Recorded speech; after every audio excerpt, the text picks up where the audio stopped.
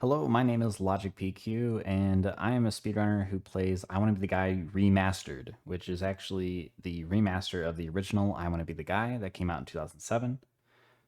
This game came out in 2020, and I have been playing it for just over a year now. I have the world record in every category, but the category that I have spent by far the most time on and put up the most effort into is the any percent category for this game. And it has a lot to talk about. There is a lot of new skips in this version of the game versus the original, so there's a lot to be seen that hasn't been seen in prior runs that were done at GDQ many years ago. And yeah, let's get right into it. Let's get started here. So the first room is the Apple room, and it's very reset heavy normally, but as you can see, we nail it pretty much first try here. Yeah, I probably won't go for all these strats in the GDQ run, as they are probably marathon safe. The resets are very quick in this game, and it's a very marathon safe game for that reason, because there's plenty of saves as well. As you can see, I don't get them in here, but I would get them in a marathon setting, for example. And yeah, so we use that save reset right there to hit the platform cycle right here. We use the platform to get across. We don't need to use that save over there because these platforms line up really well if you went fast enough from the prior one. So nice. So now we're on to Mike Tyson. This is one of those things that makes this game kind of unique. It has a ton of characters from other games. Gives it a lot of flavor, and it's very funny and just kind of a silly game in that regard. It's not trying to take itself too seriously or anything. Normally, this boss would be kind of confusing because it's on your first go around here. You probably wouldn't know how to even damage it. And because he kills you in one hit, it would be potentially frustrating for beginners. But for somebody like myself, who's done this probably 8,000 times, as you can see there, it's not much of a big deal here anymore. He's quite easy. You really are just trying to hit the mouth there, and yeah, fight's over before you even really know it. Like 137.9, I think. So we always split whenever we get those red orbs. That's going to be kind of what I'm aiming for my splits here. Of course, I won't have those at GDQ, but regardless, a lot of the movement here has been optimized extremely hard. We kind of mapped out a lot of the like best routes to take through each screen. So it is very tight. Like a lot of those jumps that you just saw were 2-frame jumps, or even harder in some cases, depending on your movement. So if you're like slightly off on one part, it might make it tighter in a different part, kind of thing. But yeah, just like that, we're already past the moon. So there's a lot of traps that I'm dodging as well, as you can probably see. Right there, we used the Link jump, which is kind of a new strategy where you go inside of Link and he gives you a jump. So it's kind of silly. This is the graveyard skip, one of the best skips in the early part of the game. A lot of people think it's cheating. You're actually shooting the save earlier on the screen there.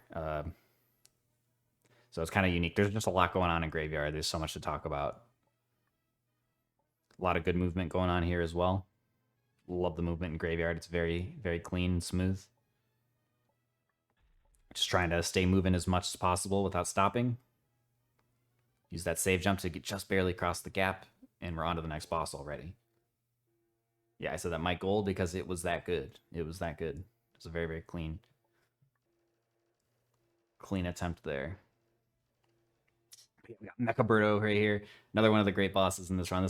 This boss is great music. I know I'm playing it pretty quietly right now, but mostly because I want you guys to hear me talk about the game, not the music right now. But yep, I think that's gonna go. Boss is over before you even know it. Once again, we're shooting so fast that he can barely even do anything. And yes, this is my shooting speed. I'm not using like an auto fire. It's just my finger going. So I think I shoot about 13 shots per second on average, so it is pretty quick, and it decimates a lot of the bosses in this game. And because of that, I can go for faster like boss cycles, mostly because of my shooting speed. A lot of the movement here is quite tight, but we're gonna try to nail it as quickly as possible here. Surprise Ryu! Just kidding. Yeah, we already knew he was there. We got to get rid of him though, because we got to go up to Dracula. Yeah, so this part of the run is not easy, but it's definitely like there's not much to be talked about there. I'm actually going for a cycle here. That's why I'm moving really, really fast. there, I hit that platform right there. That platform cycle is pretty tight. You got to play within like a good like half second of movement, so you can't make like basically any mistakes on the section prior. This is a nice little platform movement that I made up myself, and we're on to Dracula already, just like that. Dracula is really cool. He has RNG, so he's very, very fun. Pretty much the only RNG in the game, actually. And it's usually not bad enough to ruin the run. It's just enough to like, yeah. See, like I missed the 2 cycle there, which is the optimal. You want to kill him before 2 spawns are up, but I did it in 3, which is pretty average. So you'll see I'm going to lose a couple seconds to that. So right after that, but not a big deal, honestly. It's a very good run still to get a 3 cycle. 2 cycles only possible with like optimal shooting, so it's pretty tough. We actually just went right through that spike wall. That's a weird setup where you can align against one of the walls and just walk right through it. Just works. I don't really understand it. Just works. Sometimes it's just how it is in speedrunning. Something just works and everybody does it now. All right, we're getting ready for one of the best skips here. It's coming up. You're gonna blink and miss it. It's the Tetris skip. There's a Tetris room in the next room here, and we are gonna jump off of one of the Tetris blocks midair. It is a 1-frame jump here. Yep, so that is 1 frame. We hit that. If you miss that, it only loses 15 seconds, so it is still faster than doing the Tetris room. So I'm consistent enough at it where I can hit it just about every other try, so I'm almost always faster than not doing it. So even in a GDQ run, I would still go for that because it would still be better even if I hit it 2nd try. Even if I hit it 3rd try, it's still better or just about the same as not going for it. So it really doesn't lose that much time to miss it. It's enough where I would probably reset because runs are very optimized nowadays, but in a GDQ marathon run, I would definitely go for it still. It's definitely worth showing off. I think it's a very neat trick, especially when you understand how difficult it is to execute. All right, this section is basically an auto-scroller. That's why it's not really a big deal. We just talk about Tetris skip mostly. And yeah, this is all kind of basic here. We're just going to be using the vines. We're getting to the next boss here, though. It's Kraidgeef. I don't even shoot the save in this run because they don't need to. But we're already on to Kraidgeef here. So we're gonna quick kill Kraidgeef. This is actually built into the game. It is not a true glitch. The designers knew that this existed, and it's also in the original game. If you shoot him fast enough here, he will go into phase 3 and skip phase 2. So right there, this is phase 3 now, and now he's kind of broken. He should be like higher up in phase 3, but since we started phase 3 lower, he's not higher, so we don't have to climb up. We can just finish him off. And it's a very, very quick kill. You can actually be too fast and activate phase 2 early, and it ruins the quick kill. So you got to be like, you actually have to slow down sometimes. All right, this movement I'm about to do, we called it the pre-Wily movement. It's very like precise in some ways. Like that platform jump right there was pretty tight. You have about 2 or 3 frames to execute that. And basically the goal is to move as fastly as possible through this entire area to hit a platform cycle that's coming up here. If you hit the platform cycle, you hit the movement right. And you can see I hit it right there. So I don't have to do any save reset shenanigans to hit that platform cycle. It's actually not that hard to hit that, but it is one of those like movement things that's like, it's very smooth and looks really good when you get it right. Because everything just lines up. Pretty soon won't even be that big of a deal because we're just like gonna hit it every time. Like this is not a great run. Yeah, 716 is very good. Don't listen to myself. It's not good. I mean, it's not. It is really good that a time like that. I wouldn't expect that in a marathon, honestly. You're bound to make some mistakes in the beginning, which you'll lose like 5-10 seconds across the beginning splits. So unlikely to be on this type of pace on a GDQ run, but still very possible actually, because I think if you practice this game enough, you can become quite consistent at just about everything I've been talking about. This boss is definitely pretty boring.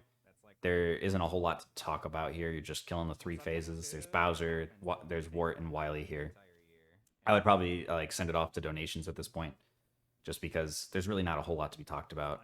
And then I would probably stop donations right around here, because this is a good point to talk about a big skip that has been discovered that saves about 5 seconds. It saves a cycle in the room coming up. and it's called the post-Wily God Cycle. So after Wily, there's a God Cycle, and it's very, very, very tight. It's probably the hardest thing in the entire game to hit this movement.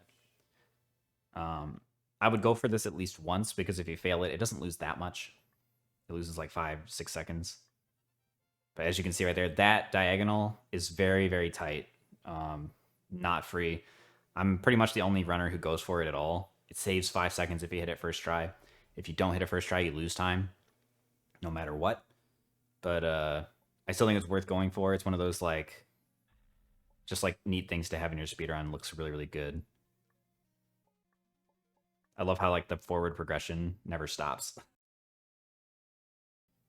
Almost got hit by that bullet. All right, this is the slow elevator room, and there's actually a big skip here. So I'm going to be going to the edge of the platform up here, and then just when the platform hits a certain height, I'm going to walk off, and then I'm going to double jump up, and actually triple jump through that platform, because you can jump while you're halfway in between a semi-solid platform. And that's the only reason that you can even pull that skip off the way I do. You're technically triple jumping because you're using the game mechanics where you're allowed to jump inside of a platform, even if you have no jumps. And I'm able to skip most of that room because of that. Normally you have to wait for the elevator to go all the way across. Oh yeah, let's go, boys. And right there is another skip that we found where you can, if you mash jump 25 frames per second, just about, you can jump across that entire gap. So yeah, that's something. Normally you have to go up and activate Ryu, and then you do what's known as Ryu skip. But now we have Ryu skip, or what some of us in the community have called ultimate Ryu skip, where you just completely skip him altogether. He doesn't even show up anymore. So pretty neat little thing going on there. I'm definitely getting nervous in this run at this point, because this was a world record. We used that nice little like same thing where you can jump while inside of a platform to get a nice big jump there. Normally you wouldn't be able to pull that off. That's how I got that triple jump. This is the invisible block room. It's supposed to be like there's just a bunch of trolls, but since we have it memorized, we're just cruising right through that. No biggie. All right, and now we're going to use my shooting speed to my advantage here, and we're going to just blow right through this boss. This is normally a very difficult bullet hell boss, especially for casual players. But for me, it's going to be over pretty soon here. We just kill Mother Brain before it ever becomes a problem, and we're just moving on, just like that. Yeah, if I didn't have the ability to shoot as fast as I do, that would be a more difficult fight. But because I'm getting like 13-ish shots per second, 12 to 13, it's just not even close. This escape section is very difficult to execute. It actually is one of the points where you could like run end per se, but I would just reset all the way back to the beginning of the escape section, which loses about 20 seconds. It's not like the end of the world. That's the nice thing about this game is, yes, you could have things that like ruin your run, but they really only lose like 20 to 30 seconds at most. So it's really not that bad. It's very marathon safe in that regard. Now, I was kind of like losing my mind at this point because 12:27 is a really good split. That's like a really good split, even still by today's standards, because the world record's not that much better than this one. Dude, I can't get it. This is a 16 pixel. You can barely squeeze between those spikes, actually. It's just, there's like a couple spots you can stand, and it's always sketchy, but there's a save in this room once again, so if I did mess it up, just a save right there, and it's not a big deal. So, yeah, I can't hammer that home enough. This is like a very marathon safe game in that regard. All right. Talking more about the run actually happening here. So we got a bunch of rooms that we're just going to use some saves to our advantage. We're going to jump up those walls. It's a little bit tight to hit that. I should have hit that. That's a pretty bad mistake, honestly. But now this is probably one of the slower sections in the game once again. This is like a set pattern here. So we just know exactly where we're supposed to be. Probably a good time for donations once again. It's about a minute long, so probably at least one donation can be read during this section. Really not a whole lot coming up after this either. It's pretty much smooth riding here until we get to the cart, which is one of everybody's favorite parts of the original game, the cart section. I can't talk about it enough, but we'll talk about it a little bit more when we get there.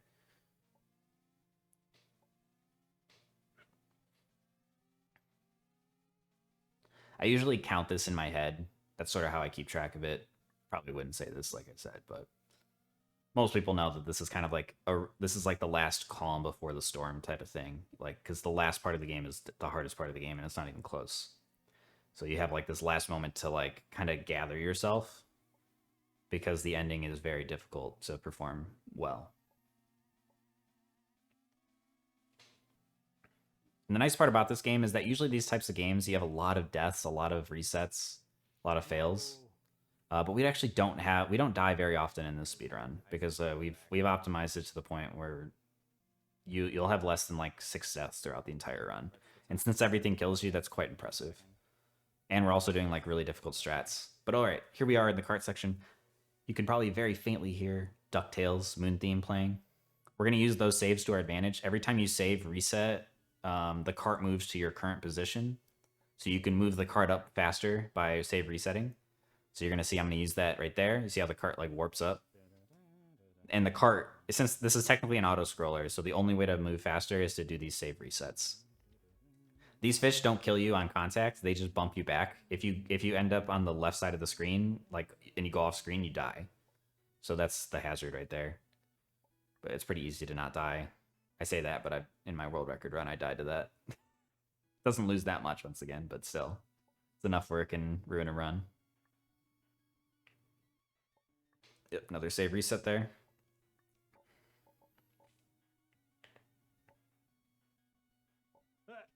We're gonna do that one off screen mostly. Try to get the most time save out of it. Oh no. Okay. Yeah, I got a little too nervous there. I made that mistake. Oh my. It happens. I have bad muscle memory on that part, and it's a bad habit.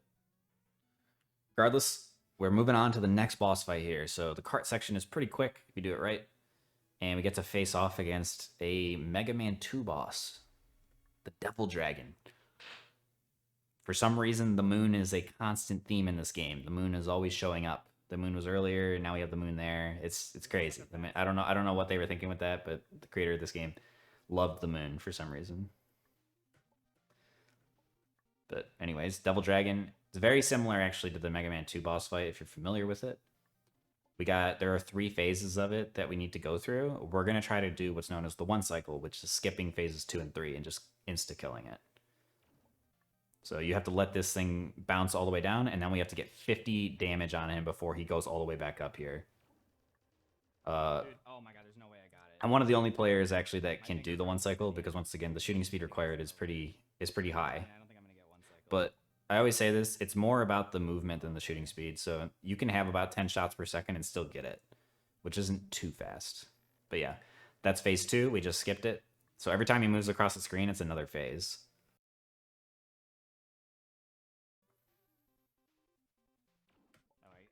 There we go. And we got him. So that's actually pretty easy to execute. That's something that I would go for in the run because it's not that hard. It saves the 1 cycle over the no cycle saves like 20 seconds. Over the 2 cycle, it saves 7. So it's pretty good. It's a good little time save.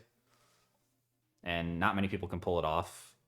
So I think it's a pretty neat little run. It actually was in the OG, but it was quite difficult, and most people didn't go for it, especially in a marathon setting, because of its difficulty.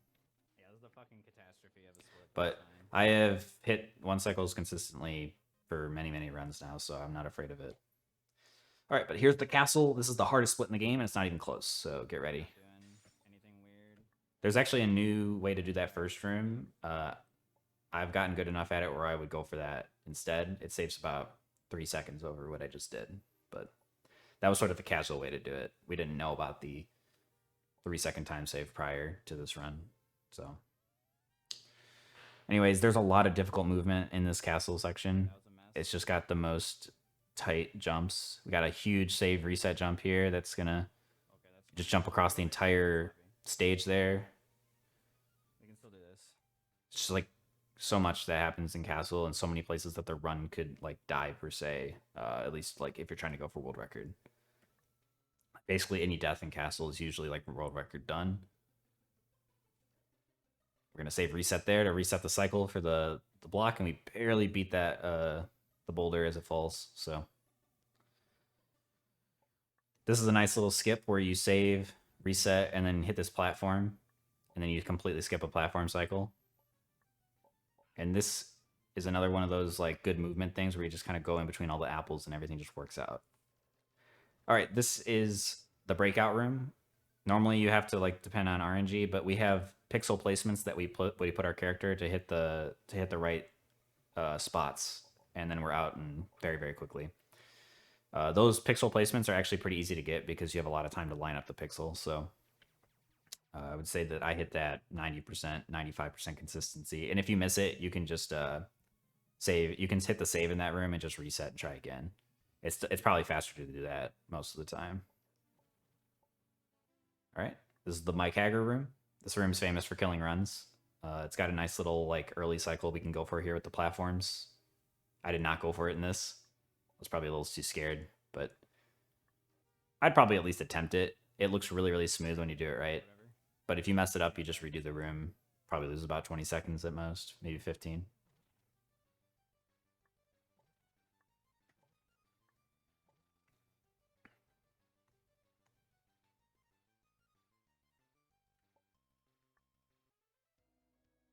Nice. So all of that, and we're in the tower, the final tower of the guy. This is like a notorious section of the game where you got to climb up this big tower while the platform is trying to like crush you against these spikes. So you have to go pretty quickly through that beginning section, but then the rest of it is pretty simple, I would say, at least for a speedrunner. There's really not a whole lot going on here other than we're just getting ready for the final boss. That final boss is coming up very soon here, very quickly. Got a 16 pixel gap there. I always get scared by it. I always do. And yeah, the final boss is in that last room over there to the right. Here we go. So, got the first phase here. The father. You find out that your father was actually the guy the whole time, and you have to kill your dad for some reason. It's weird. I don't really know. But I don't really know how to explain that. But yeah, that's pretty much what the story is. I don't know if that would be okay to talk about at GDQ, but yeah, for some reason that's the story of the game. It's really weird. But it's just one of those things. Okay. So that's the first phase. But now he's big for some reason, and we got to do it again. So we got to get rid of him. So now his eyes are the weak point. Just gonna be using that shooting speed to try to like take him out as quickly as possible. But it's really not about shooting speed in this fight. It's more about accuracy. You want to hit those shots. Turns out that they left a little gap there for you to stand, so you can just he just misses you when he sweeps across. So it kind of works out. This was actually the part of the game where I couldn't get past when I was a kid. I didn't know that there was a gap there, so I just couldn't get past it.